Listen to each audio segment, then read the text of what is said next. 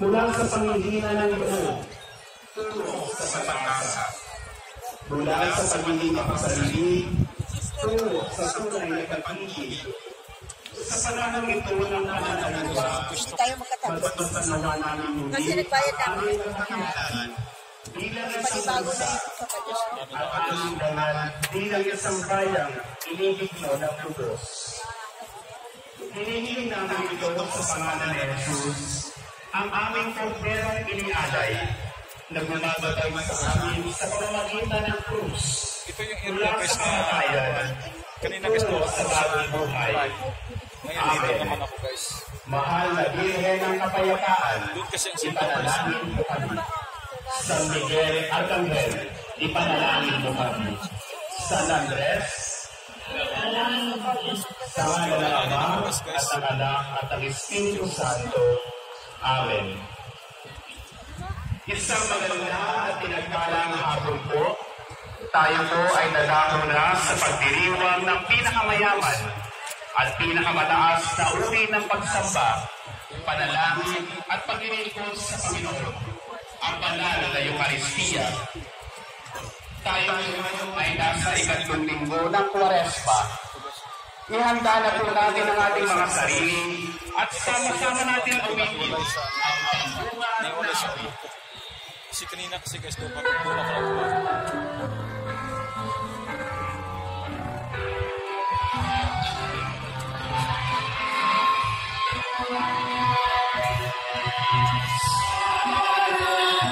Start na kasi ang misa guys, kaya balik ako sinupport nyo guys. Simula na kasi ang gawain guys.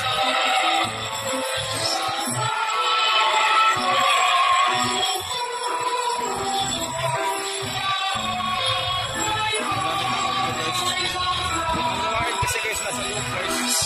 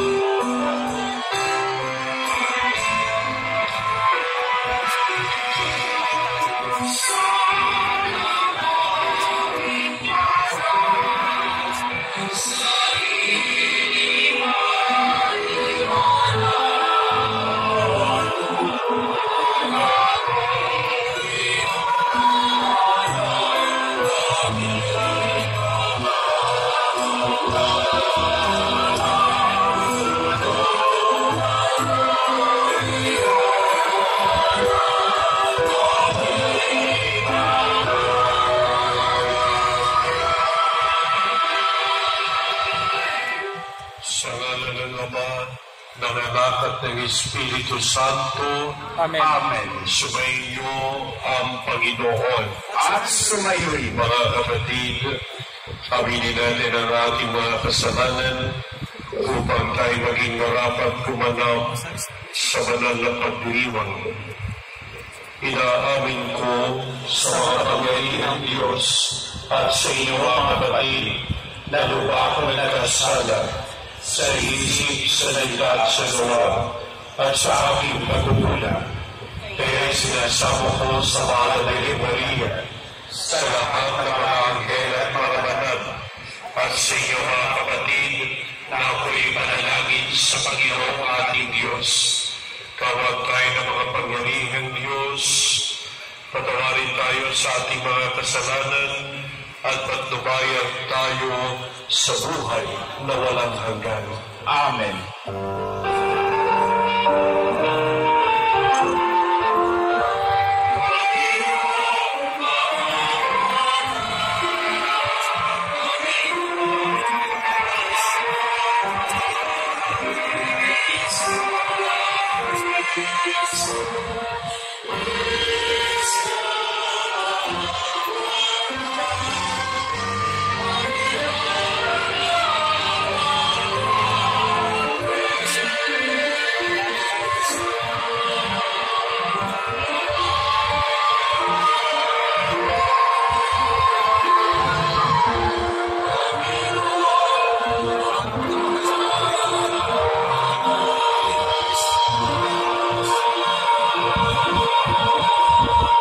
Manalangin tayo.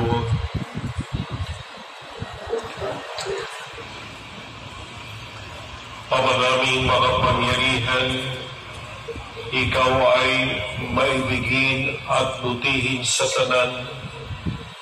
Itinuturo mo ang lunas sa kasalanan ay nasa pusang pagpapakasakit, pagdalangin at pagmamalasakit.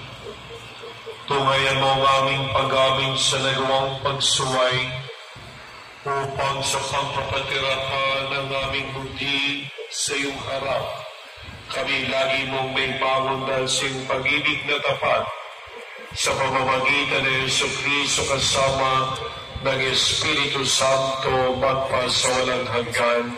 Amen. Ang pagpapahayag ng salita ng Diyos. Maraming salamat. Pagbasa mula sa aklat ng Exodo. Noong mga araw na iyon, si Moises ang nag-aalaga sa kawan ng biyanan niyang si Jethro. Minsan, itinaboy niya ang kawan sa bagtas ng disyerto at nakarating siya sa Horeb, sa bundok ng Diyos.